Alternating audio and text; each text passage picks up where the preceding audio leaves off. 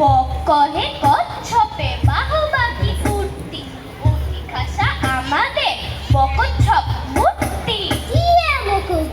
Katie মনে ভারী শঙ্কা, পোকা ছেড়ে শেষে কি গো খাবে কাঁচা লঙ্কা। ছাগলের পেটে ছিল না জানি কি ফন্দি, চাপিল বিছার ঘাড়ে ধরে মুড়ো সন্ধি।